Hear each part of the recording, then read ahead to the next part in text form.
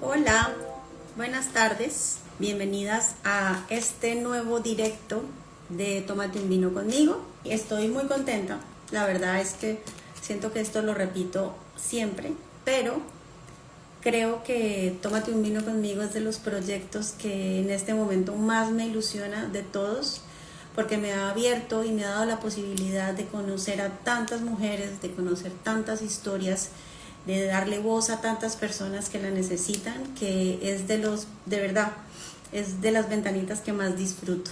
Hoy es el último directo de la temporada, ya es la temporada 3. Me da como mucha emoción pensar que esto que nació como una idea mía hace casi 2 años, hoy ya vayamos en la 3ª temporada. Entonces, bueno, estoy muy contenta. Para septiembre tengo más invitadas, tengo más ideas y siempre les digo que si quieren escuchar a alguien, si quieren ver a alguien, sugiéranme por aquí qué temas les gustaría que trabajásemos y yo me pongo manos a la obra a buscar a estas personas, a estas mujeres que nos pueden hablar de eso. Yo le explico a todo el mundo y las personas que nos vean en diferido que yo al frente mío tengo el ordenador donde tengo un poquito como la chuleta, porque evidentemente todo esto tiene una organización previa, ¿no? Esto no es sentarnos a hablar como las locas porque podría pasar. Entonces las preguntas siempre las tengo a este lado. Hola. Buenas. ¿Cómo estás? Oye, muy fácil lo hiciste. Pues es que era la primera vez y no tenía muy claro cómo tenía que hacerlo. Bueno, pero fantástico. Hace 8 días nos costó casi 15 minutos, Marta, conseguir la conexión, así que muy bien.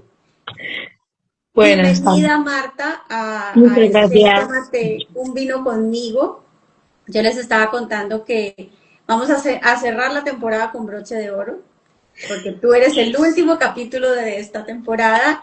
Y les estaba contando que esto es de los proyectos que realmente más me ilusionan porque gracias a este proyecto he conocido la historia de tantas mujeres, he servido como de altavoz para la reivindicación de tantas historias y sobre todo me he enriquecido tanto yo como persona de conocer las historias de otras, que me hace mucha ilusión que de verdad contigo podamos cerrar con broche de oro, Marta. Pues yo te agradezco te agradezco la invitación en primer lugar y segundo, confirmo lo que tú dices. Yo que he seguido alguna de tus entrevistas anteriores, es una forma de crecer, porque eso, conocer la historia de otras personas nos ayuda a crecer. Así es. Entonces, Marta, primero vamos a brindar con tu vermut, con tu vino, con lo que Sí, tú quieras. Muy bien, chin chin por nosotras por y, nosotras. y por este encuentro tan bonito. Y esta es una conversación entre amigas, Marta, como las que hemos Gracias. tenido en otros lugares, pero bueno, aquí estamos en la pantalla y con muchas más mujeres que están aquí con nosotras. Así que si todas tienen algo en la mano, chin chin por todas Brindemos. ustedes. Sí. ¿Vale? Bueno, Marta, yo les explicaba que yo aquí al frente tengo el ordenador, donde tengo un poquito el guión, porque quiero que la gente sepa también que esto es preparado, ¿no? O sea, que esto tiene horas atrás, ¿no? No venimos a De hablar así trabajo. como las locas, sino tenemos una estructura, porque queremos es aportar valor a la gente que nos ve. Entonces, igual, si no te miro todo el tiempo es porque lo tengo acá, No hay ¿vale? problema. Voy a empezar presentándote, Marta. Y para los que no te conozcan, hoy nos tomamos un vino con Marta Collado. Marta es orientadora en un colegio público. Marta es madre, es escritora, es lectora incansable. Marta es mujer y Marta es una mujer que intenta, como creo que la mayoría, llegar a todo sin Sobrevivir. perderse, sin perderse en el intento, pero sobre todo hay una cosa muy linda, sin perderte a ti, ¿no? Sí, Que a veces sentimos que tenemos que llegar a todo, pero nos perdemos a nosotras en ese llegar a todo. Y tú sí, tienes sí. muy claro que no te quieres perder a ti y que haces. Me ha costado, llegar también un poco a priorizarme, pero sí, sí, es importante. Pero yo creo, Marta, que con que lo tengamos en el radar, por lo menos, Sí, conseguimos mucho más que si no lo tenemos, ¿no? Y no siempre se conseguirá y no todos los días terminaremos con la sensación de ole por mí, es cierto, No. pero lo tenemos en el radar, entonces reconducimos antes, ¿no? Sí, sí, sí, sí. Volvemos a nosotras. Hay que tenerlo como un propósito. Ya veremos si se cumple. Así es, pero que por lo menos esté marcado. Sí, sí, sí. Mira, aquí nos ponen qué bien, qué buena pinta tiene esta charla. Y Patri pone, y es una amiga excelente. Muy bien, Patri, me encanta que lo digas. Vamos a hablar, Marta, detrás de la orientadora hay una mujer. Y en tu perfil te defines como mamá, amiga, escritora y lectora. ¿Quién de todas esas, Marta, crees que lleva hoy más peso en tu vida? ¿Y cuál sientes que reclama más espacio? Pues a ver, supongo que todas las mujeres que comparten la experiencia vital de ser madre coincidirán en que una vez eres madre, la prioridad absoluta pasan a ser esas dos personitas, en mi caso dos personitas, que inundan tu vida de felicidad, de locura, de desastre, pero se inundan tu vida. Entonces, hoy por hoy mi prioridad y lo que más tiempo ocupa al final es mi vida de mamá. Y mi vida de mamá y de ama de casa y de preparar mochilas y de estar pensando en todo lo que tiene que ver con ellos y con nuestra vida familiar. Al final es el grueso. Pero a la vez, pues eso, en el mundo en el que vivimos, trabajar es importante y también ocupa una gran parte de nuestro día a día. Entonces, cuando eres mamá y trabajas a tiempo completo, pues queda muy poco tiempo para cualquier cosa que sea lo demás. Entonces, esta Marta que yo reclamo es esa Marta yo, Marta individuo, Marta que puede hacer un poco lo que quiere y no lo que tiene que hacer. Entonces, es ese huir de las obligaciones, ya sean domésticas, familiares o de trabajo, y entonces eso reclamo esos pequeños espacios en los que yo necesito ser yo. Y yo puedo ser, pues eso, puede ser leer, puede ser escribir, puede ser salir un rato, irme de compras o simplemente estar tumbada sin hacer nada, pero pensando en mí. Que son, ya te digo, esos pequeños momentos en los que necesitamos aferrarnos. Pero pequeños, Marta, pequeños. ¿cómo consigues, porque esto es una pregunta muy repetida que yo hago porque lo vivo, salir de esa todas las que somos madres tenemos, ¿no? A ver, es que es difícil, porque cuando consigues ese tiempo para ti, luego hay una cosa grandísima y horrible que se llama culpa, y es que cuando te estás dando un tiempo para ti, parece que se lo estás quitando a los demás. Entonces, hay que jugar un poco con el cuidado de uno mismo, pero sin dejarse llevar con ese sentimiento de culpa. Entonces, yo lo que pasa es que ahora lo digo muy alegremente, pero también tengo días en los que no puedo más, días en los que explotas y lloras, días en los que no ves la luz al final del túnel, porque solo ves a la Marta mamá, y la Marta mamá es agotador. Qué importante es que lo digas así, porque yo siento que con culpa lo tenemos que hacer. La culpa siempre va a estar, el miedo siempre va a estar. Entonces, esperar que no haya culpa y no haya miedo sería paralizarnos. Entonces, así cueste transitarlo, hasta con culpa y con miedo, lo debemos hacer. Quienes tenemos la suerte de conocer a Marta, sabemos que es una maravillosa escuela para la vida. Qué linda esa definición, Marta. Pues tengo la suerte de tener a maravillosas amigas a mi alrededor y al final es esa tabla de salvación que muchas veces te recuerda lo que tú no ves, lo que hablamos, cuando te invade la culpa, cuando te invade el miedo. Tener a gente a tu alrededor que te diga, lo estás haciendo bien, mereces momentos para ti, no puedes vivir única y exclusivamente cuidando a los demás, pues eso te ayuda a no sentirte sola en este camino o a no sentirte egoísta, porque a veces eso, la culpa y el sentirte egoísta va un poco de la mano. Sí. Marta, la escuela desde dentro. Trabajas cada día con niños, con familias y con docentes. Sí. Si pudieras desmontar un mito sobre la educación pública o sobre la figura de la orientadora, ¿cuál sería? Pues yo no sé si es un mito, pero yo creo que la figura de la orientadora es una figura bastante desconocida. Mucha gente no tiene muy claro qué hacemos, a qué nos dedicamos o ni siquiera quiénes somos. Yo la primera. Y tuve que, en una de mis charlas con Marta, le pedí expresamente que me explicara como con plastilina cuál es la función de la orientadora. Pero bueno, a mí me ha tocado explicárselo a mi madre, a mi hermano. Me refiero, si no estás dentro del mundo de la educación o si no has tenido la necesidad de utilizar este recurso, es verdad que es una figura pues que está presente en los colegios, pero que muchas veces está diluida.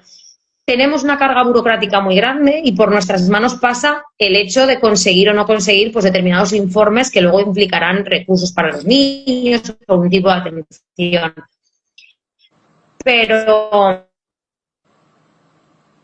puede ser un niño que tiene alguna dificultad, pero sobre todo yo que trabajo en primaria es ayudar a las familias. Mi trabajo va mucho más encaminado a echar una mano a las familias y, por ende, a los niños. Pero no mi trabajo en este caso. Entonces, digo, esa es la parte menos visible o menos conocida de la orientación. Y luego, bueno, como me preguntas por la escuela pública, además en la época en la que estamos no puedo dejar de un poco de defenderla. Yo la vivo desde dentro como mamá, mis hijos van a una escuela pública y la vivo desde dentro como orientadora. Y entonces una de las cosas que a mí más me duele, o más esos mitos de los que tú hablabas, es ese desprestigio tan grande que tiene ahora mismo. Entre otras cosas, y por eso es algo de lo que reclamamos, es porque ha cogido muy mala fama, se considera que no se trabaja bien o que no se puede trabajar porque hay muchísimos niños con necesidades. Y es cierto, la escuela pública para mí acoge a todo el mundo, pero si nos convertimos en los únicos que acogemos, pues al final nosotros mismos nos convertimos en un gueto. Y entonces es muy difícil a veces dar respuesta a los niños que tenemos con garantías y con una educación de calidad. Entonces yo soy una firme defensora de que la escuela pública la tenemos que defender entre todos, porque la escuela pública sirve pues para vencer barreras, para ayudar al que más lo necesita, para conseguir una escuela y una sociedad más justa y más equilibrada. Entonces, bueno, yo ya te digo, soy una firme defensora. En tus redes has visibilizado mucho, a raíz de toda esta huelga, la reivindicación de la huelga. Sí. Más allá de los titulares, Marta, que son lo que muchos vemos únicamente, ¿qué es lo que sientes que se necesita o que se necesitaba entender la sociedad sobre las razones de esta movilización?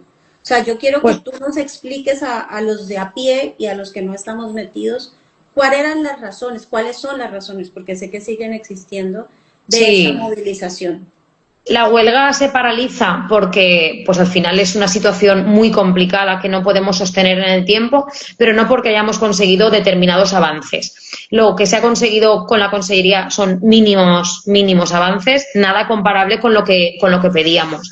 ¿Qué pedíamos? Pues lo que pedimos es lo mismo que estoy diciendo, una escuela pública que sea digna y que cuide a la gente, a los niños en este caso que tenemos dentro. El problema es que al final se ha convertido en una batalla política en la que se ha intentado desprestigiar al docente, en la que se ha intentado decir que la única reclamación era económica, que queremos más sueldo y menos trabajo. Entonces, al final, los mensajes negativos siempre calan más y más rápido y es muy difícil luego de contrarrestarlos. En cambio, por lo menos bajo mi punto de vista y en la gente que yo tengo cerca, el principal motivo era que necesitamos más personal. Lo que más hace falta en la escuela pública es inversión, pero no es inversión que también hay escuelas que se caen a nivel de infraestructuras, hace muchísima calor, entonces hace falta una inversión a nivel estructural, pero sobre todo lo que hacen falta son manos, hacen falta gente que atienda a los niños. Y eso al final es lo que hace que la escuela pública esté en buenas o en malas condiciones. La escuela pública se hunde. Y se hunde porque no tiene la dotación de personal necesario. Cada vez tenemos más niños y llamamos necesidades no solo a un niño que tiene autismo, llamamos necesidades a un niño que acaba de llegar de la guerra de Ucrania, que se escolariza y que no sabe hablar ni castellano ni valenciano. Llamamos necesidades a un niño que su papá o su mamá se acaban de morir y tiene que transitar por un duelo. Y son niños que en el colegio como si no pasaran. Entonces, hay muchas en circunstancias de cada uno que tenemos. Los niños de 3 años necesitan mucho apoyo porque se acaban de venir al cole, se acaban de incorporar y se han separado de su papá y de su mamá y lloran mucho. Y necesitamos manos que consuelen. Pero luego en sexto necesitamos manos para explicarle a un niño que se va a secundaria y que tiene que ser una buena persona y un buen compañero para la adolescencia. Y tenemos niños con dislexias, tenemos niños con TDAH, tenemos niños que no leen bien simplemente porque en su casa tienen menos acompañamiento familiar. Entonces, es que dentro de la palabra necesidades no hay solo un diagnóstico médico. Hay cada una de las personitas que tenemos enfrente. Y mientras la consellería siga viendo números y no personas, pues seguiremos peleando en esta huelga. No lo has podido explicar mejor, ¿no? Cada ser humano tiene una propia casuística, ¿no? Y en el acompañamiento, cada niño necesitará cosas completamente diferentes y la idea es que haya personas acompañando esa situación y es lo que no se está viendo. Todas las cuando tú tienes un único maestro y tiene que dar respuesta a 25 niños con 25 situaciones distintas, el maestro se desborda y no hace bien su trabajo. No porque no quiera, sino porque no puede. Y al final, el único perjudicado o el más perjudicado es el niño.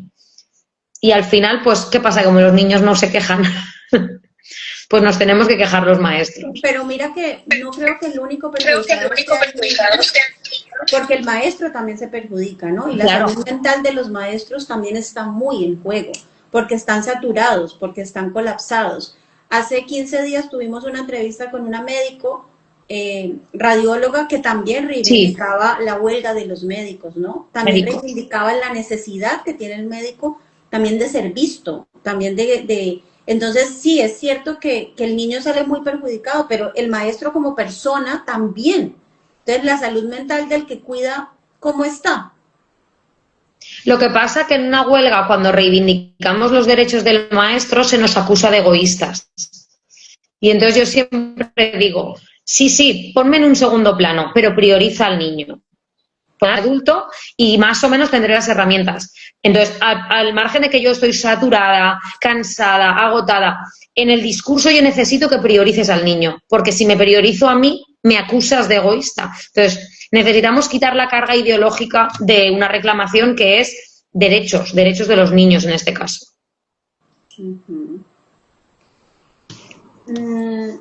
Vale. ¿Cómo toda esta historia de la huelga y todo lo que nos explicas afecta emocionalmente a los maestros que han estado tanto en la huelga como tal, que tú fuiste una de esas, pero también al que se tiene que quedar en el aula y al que... ¿Cómo ha sido este trabajo vuestro y este manejo emocional vuestro de todo esto en esta huelga por lo menos tan larga? ¿Cómo ha habido, quién cuida a quién, Marta? Ahí, ¿quién nos cuidaba? ¿Cómo ha sido esta gestión?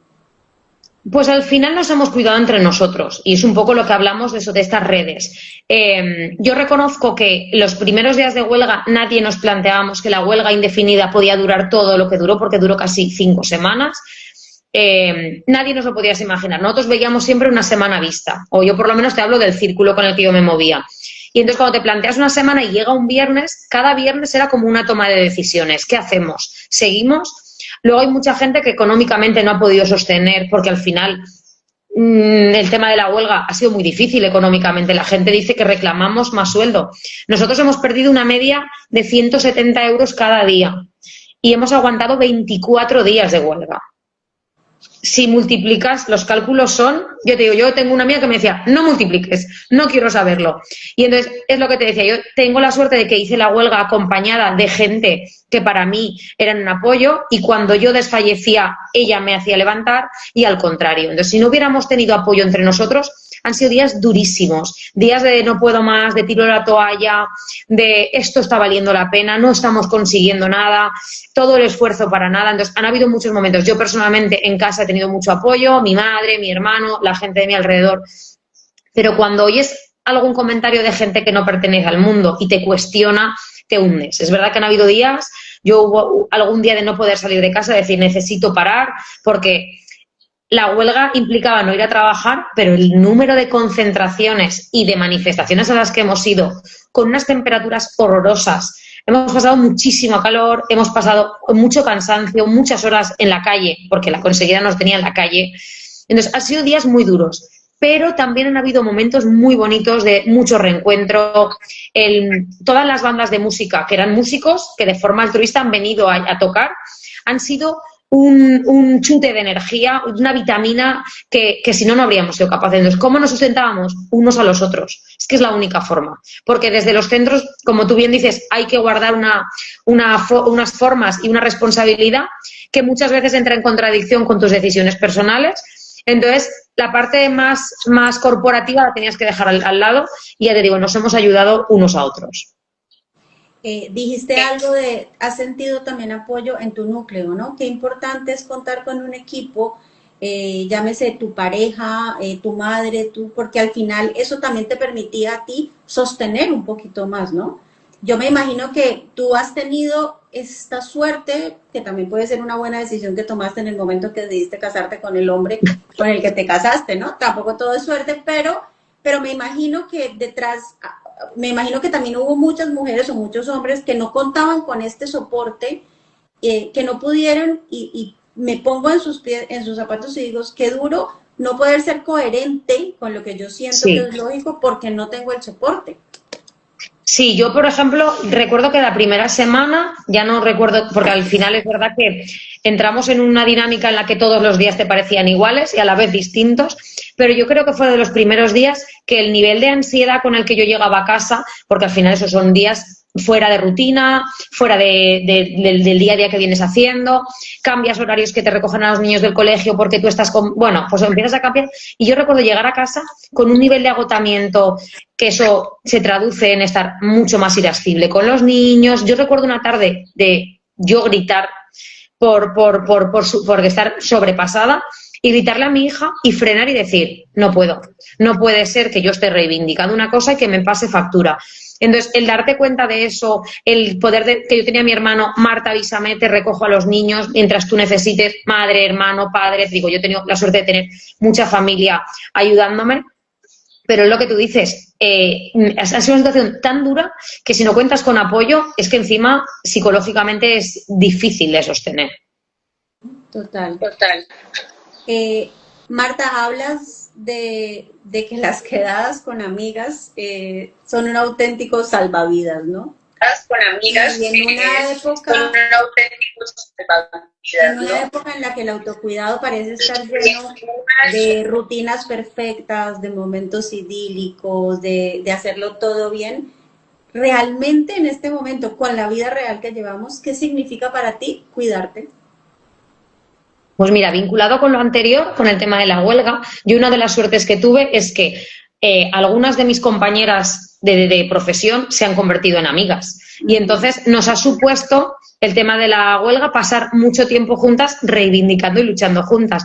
Pero había momentos en los que después de toda una manifestación necesitábamos irnos a comer. Y por muy cansadas que estuviéramos, yo en vez de irme a mi casa me quedaba a comer con ellas. ¿Por qué? Porque era un momento de desahogo, de sentirte comprendida, de frenar el ritmo. Entonces, ¿podría haberme ido a mi casa antes? Sí, pero necesitaba ese confort. Y ese confort que dan, llamo amigas, porque en general tengo muchas más amigas que amigos, pero también tengo amigos a los que quiero un montón.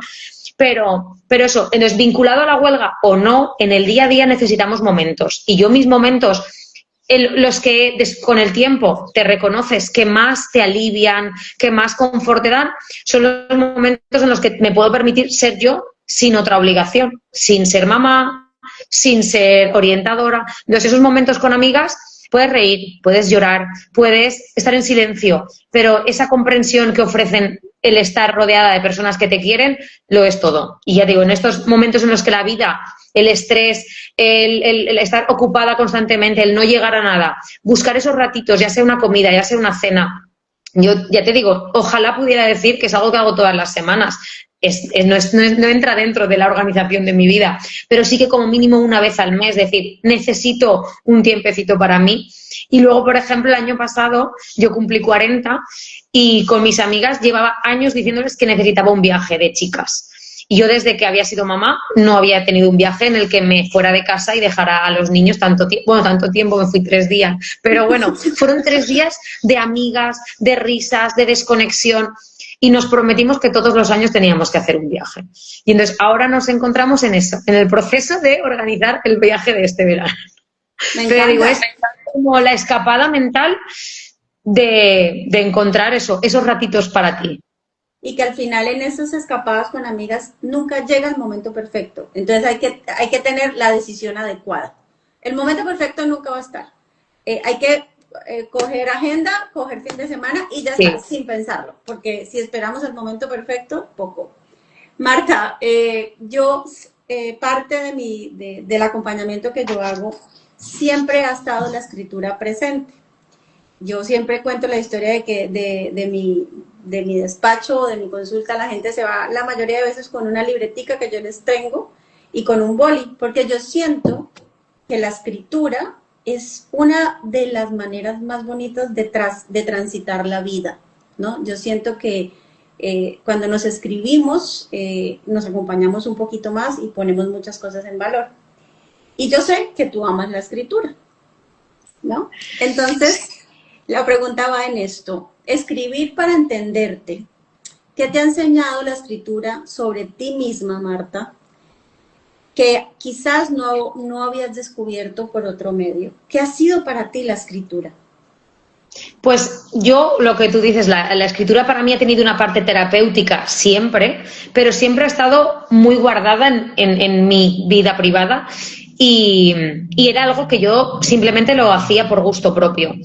Pero no me había planteado nunca la posibilidad de escribir un libro, de publicarlo y que la gente me leyera. Entonces, cuando ya me atrevo, porque al final pues fue un atrevimiento, el dejarme leer, es algo que yo pongo en la introducción de mi libro, el dejar que la gente lea lo que yo escribo, fue como una apertura y fue un miedo que vencer, porque al final yo escribo para mí, para desahogarme, para reírme, para divertirme, para lo que yo quiera, pero era para mí.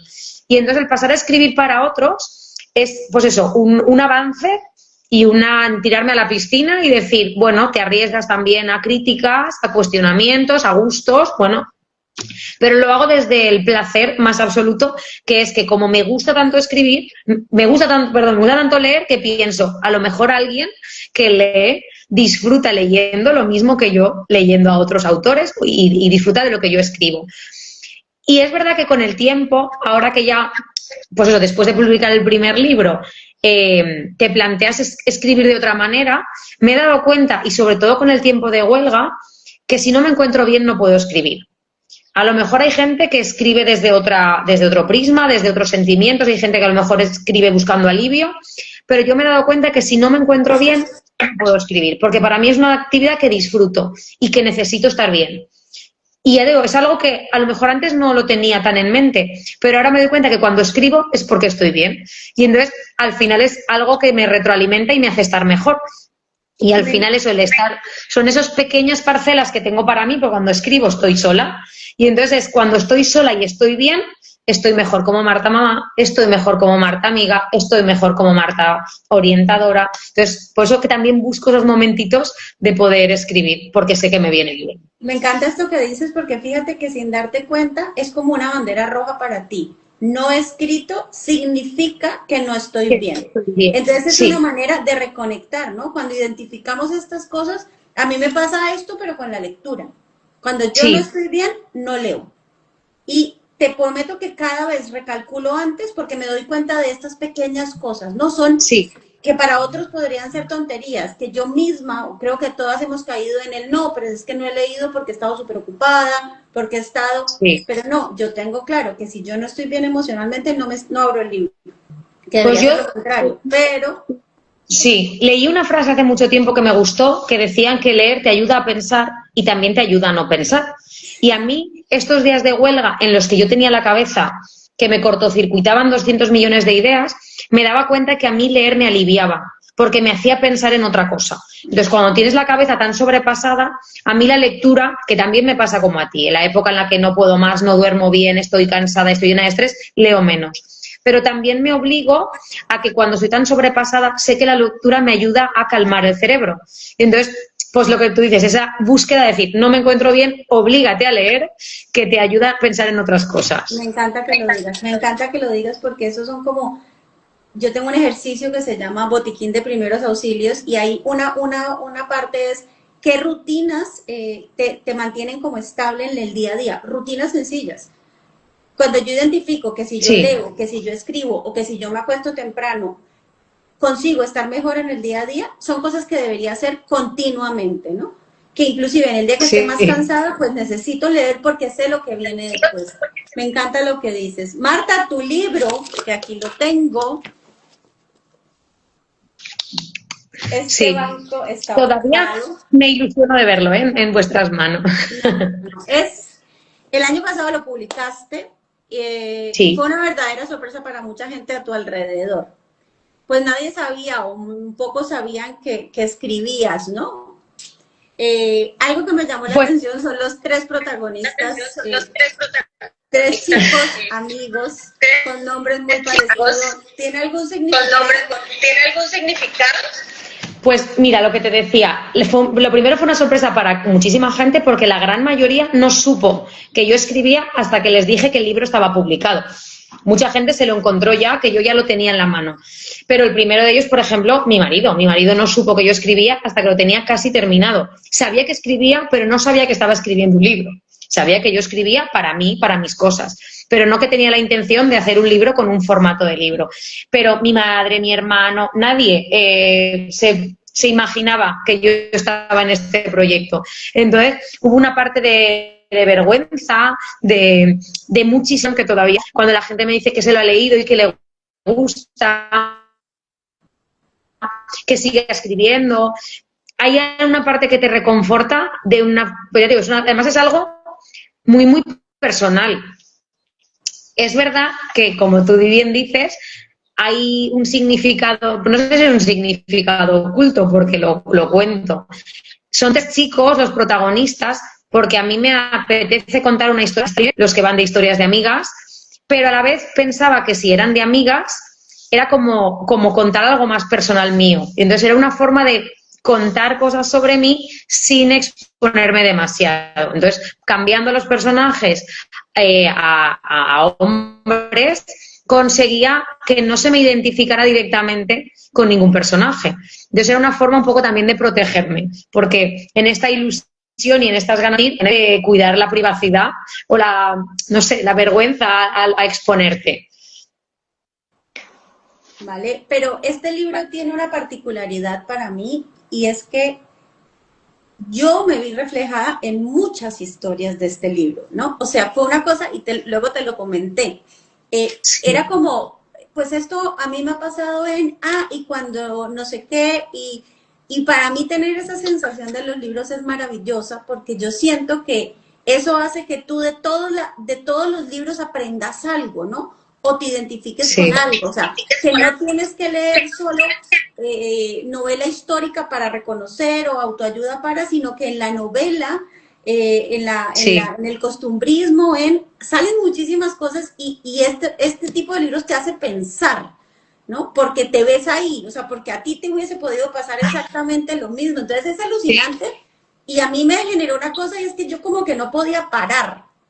No, era como, por favor, pues mira, quiero parar, pero no puedo porque es impresionante, Marta, para hacer un primer libro, de verdad, y una primera novela, o sea, no sé si todo el mundo te lo ha dicho, yo creo que sí, pero tienes la capacidad de transportarlo a uno ahí, y a ese momento. Pues mira, de las cosas más bonitas que me han dicho referente al libro, una es la que tú dices y es esa necesidad de no poder parar de leer, que al final pues a mí me llena de orgullo.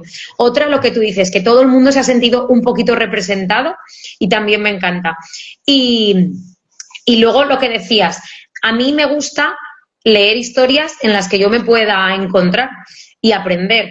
O yo tengo una la persona a la que yo le dejo el libro todavía en un borrador, en un formato PDF que no ha salido de mi ordenador, se lo dejo a una amiga mía mexicana maravillosa y yo le vendo o le cuento mi historia diciéndole que es una historia de amistad. Cuando ella acaba me dice, no es una historia de amistad, es una historia sobre la vida, en la que hay amigos. Pero ella me decía que yo siempre ponía el foco en la amistad y ella me decía, para mí el libro cuenta una vida y cuenta la tuya, la mía y la de todos, porque todos nos encontramos un poquito en esa historia. Y de las cosas que más me gustan es cuando la gente me dice qué es lo que más le ha gustado del libro. Mira, Marta, el domingo creo que El País publicó un artículo pequeño hablando de la amistad y de los amigos, que yo vi que tú compartiste y a mí me lo compartieron. Y yo escribo una newsletter todos los fines de semana y justo este fin de semana hablaba de los amigos, ¿no? Y voy a leer una cosa que subrayé de tu libro, que está muy relacionado con todo lo que hemos hablado, ¿no? Lo que hemos hablado, ¿no? Y es, las amistades normalmente no se buscan. Surgen y con el tiempo parece que te haces más exigente al respecto al tipo de gente con la que te apetece compartir el cada vez más escaso tiempo libre que dispones, sobre todo después de tener hijos, ¿no? Luego pones, aparte, pero es que, o sea, hablas de los amigos del colegio de toda la vida y luego pones, pero es que ya no somos las mismas personas y tú tampoco. El tiempo pasa y nos convertimos en otros, ¿no? Sí. Y en la newsletter que yo escribí ahí hablaba un poco de eso, ¿no? De que cada vez, en la medida que nos hacemos mayores, las amistades también van cambiando, porque nosotros realmente no podemos pretender sin conciencia mantener las amistades, ¿no? Se pueden mantener amistades de toda la vida, pero desde la conciencia, no desde... Pero y luego en otras, porque ocupan otros espacios, porque te llenan de otra manera, porque aparecen en un momento dado. Yo lo que te decía, yo por ejemplo, hoy por hoy tengo compañeros de trabajo que hoy por hoy considero que son muy amigos míos, de los más. ¿Por qué? Porque el roce, el tiempo juntos, el compartir las mismas situaciones, las mismas problemáticas, te hace vincularte con las personas. Entonces, no con todo el mundo te haces amigos, pero con los que te haces amigos de adulto es una amistad diferente, mucho más consciente, porque por lo que hablamos, tenemos mucho menos tiempo y tenemos mucho más claro qué es lo que esperamos de los demás. Completamente de acuerdo. Entonces, me encantó eso que salió del país. Es que lo subrayé, fue de lo primero que subrayé en tu libro. Yo subrayo mucho, pero fue de lo primero. Y yo también, yo también rayo mucho los libros. Entonces luego me da vergüenza prestar los libros porque los rayo, pero bueno. Sí. Marta, ya vamos terminando, pero ¿qué conversación sientes que tienes pendiente contigo misma? Que sabes que si la comentas o la compartes, podrías ayudarnos a todas, porque al final yo siento que como hay cosas de las que no se hablan por miedo y de lo que no se habla porque no existe, pero cuando se habla todos decimos, ay, pues yo pienso lo mismo, a mí me pasa igual, entonces nos sentimos solas. ¿Tienes alguna conversación que tú digas, me gustaría tenerla para abrir porque sé que?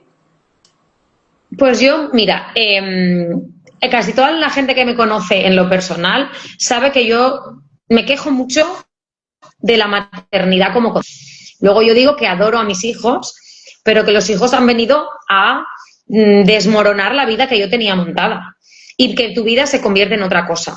Entonces, yo soy muy partidaria de quejarnos si nos tenemos que quejar y decir las verdades, que luego no significa que no, porque que no es la vida que yo no quiera tener, correcto, yo tengo la vida que quiero tener afortunadamente y he decidido poder tener a los 2 hijos que tengo. Pero eso no significa que no se me haga duro y no significa que no necesite ayuda en esos momentos para coger oxígeno. Entonces, ese discurso romantizado de que la maternidad es lo mejor que te puede pasar en la vida, pues sí, pero con peros. Porque tu vida no deja de existir por el hecho de ser madre.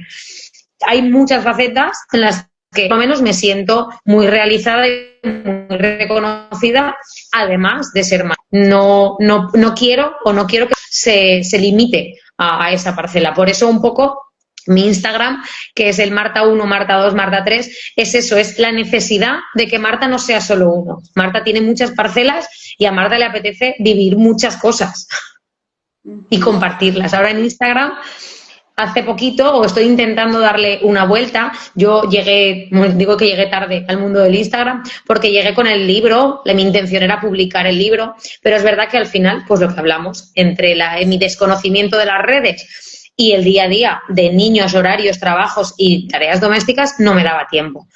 Y una de las cosas que me daba vergüenza admitir o contar así de forma sincera, pero que lo hablé con una amiga y me dijo, Marta, adelante, es el decir, seguramente si yo cuento por lo que estoy pasando, habrá gente que se vea reconocida y que dirá, me siento reflejada de la misma manera que en el libro, pero con situaciones. también incluso a nivel profesional. Yo decía, trabajo en un cole y de mi trabajo se benefician las familias y los niños que están en mi colegio. Pero ¿por qué no puedo hacer público esa información que yo tengo y que podría a lo mejor ayudar a otras familias? Entonces, estamos en vías de expansión ahora en mi página de Instagram, un poco por eso, por esa necesidad o esas ganas de compartir más allá del libro otras cosas que puedan, pues eso, ayudar a otras personas a sentirse un poquito mejor.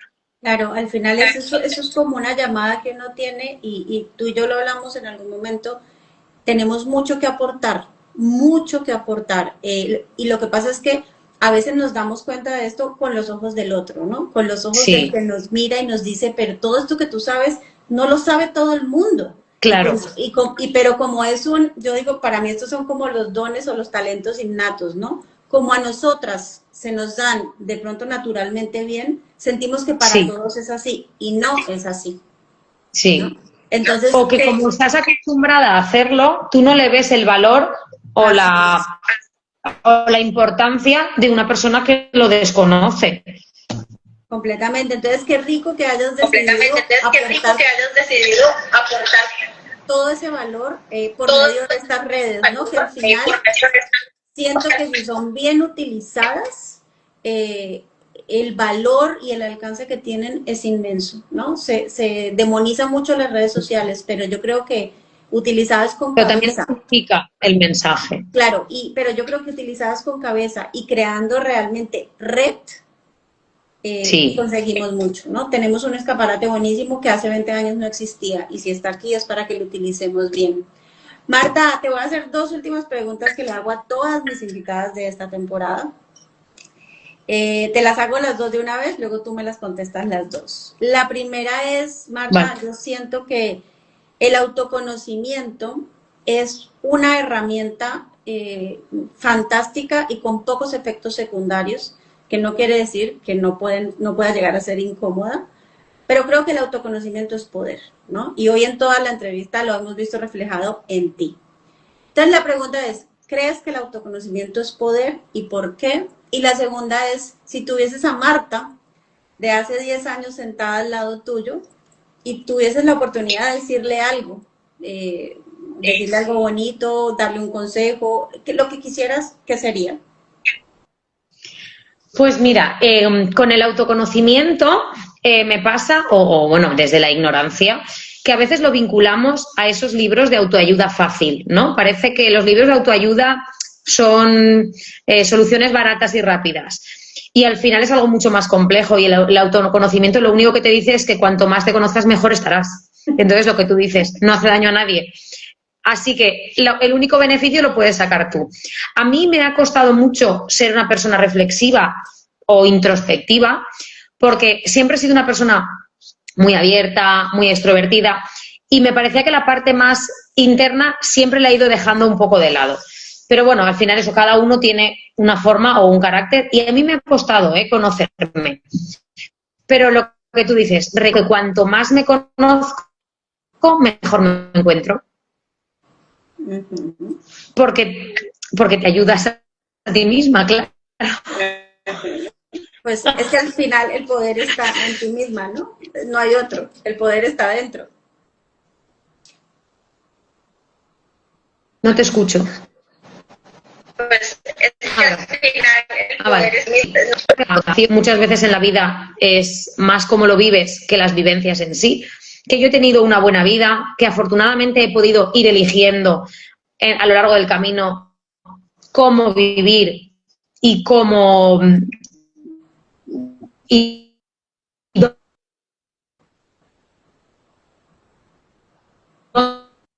digo, sí, vivir, poder dedicarme a lo que me y de poder decir con tranquilidad la he ido construyendo como yo quería. Entonces, lo único que me diría seguramente a la Marta más joven es que no sufra tanto en el camino, porque yo creo que tenemos un nivel de autoexigencia y un nivel de presión y de anticipación que nos hacemos más daño a nosotros mismos. Tengo tantos temores por el qué podría pasar que al final, ya te digo, nadie me dice que pasado mañana pues la situación pueda cambiar, pero hoy por hoy lo que me diría es disfruta más del día a día que lo estás haciendo bien. Qué lindo, Marta. Me encanta que cierres con esa frase. Te quiero dar las gracias otra vez públicamente por aceptar mi invitación. Quiero que le cuentes a las personas que están por aquí o que nos verán en diferido dónde consiguen el libro, Marta, primero. Y si alguien que está por aquí o nos ve después quiere hacerte una consulta, quiere por que te escriba directamente a la cuenta. Habla un poquito para que la gente Pues mira, lo que decía, desde en la página de Instagram es @marta1, marta2, marta3. Tenéis el link en el que se puede comprar. El libro está disponible en Amazon, está en otras plataformas, pero yo creo que hoy por hoy es la más cómoda. A no ser que alguien, pues que sea más o menos cercano y que le interese recibir el libro con dedicatoria, que también me ofrezco a todo el mundo que tengo más o menos cercano alrededor, que al final a mí también me gusta mucho recibir los libros dedicados, entonces es algo que hago con mucho gusto. Y entonces en esa página es verdad que eso, que estoy todavía construyéndola, pero cualquier persona que tenga una duda, una familia, que un procedimiento, que en el colegio no le han dejado claro. Muchas veces me encuentro con mamás que en el colegio no les han explicado bien determinada circunstancia, procedimiento, lo que sea. Entonces, no tengo ningún problema en echar una mano. Y luego también me pasa con muchos compañeros. Yo hago muchas infografías, nuestro trabajo es muy normativo y a veces la normativa no es especialmente divertida. Y a veces hago eso, infografías o notas aclaratorias y las comparto con la gente. Entonces, ya decía eso, que está la página en construcción, pero poquito a poco os iréis encontrando esos materiales que puedan servir de ayuda y que cualquier persona que quiera contactar conmigo, por supuesto que estoy para echar una mano. Bueno, Marta, entonces brindemos nos despedimos de esta temporada de Tómate un Vino conmigo, sí. Marta, un honor que la cierres. Esto lo dejo colgado en mi perfil, lo voy a compartir contigo como colaboradora para que tú también lo utilices y también se sube al canal de YouTube donde lo pueden ver, o sea, ahí están todas las temporadas colgadas, entonces ya tienen muchas maneras de ubicarnos. Marta, sé que este será el primero de muchos encuentros. Sí. Nos quedan millones de cosas por tratar, pero para que sea corto y se pueda ver, lo hacemos así. Te mando un beso súper grande y un beso a todas las personas que están por aquí. Gracias por seguir esta locura que se me ocurrió hace 3 años y seguiremos. Un beso y feliz verano a todas, porque ya, ese es el último. Muchas gracias, Mónica, de verdad, por la posibilidad de estar aquí contigo. Un besito, Marta. Chao, chao. Gracias.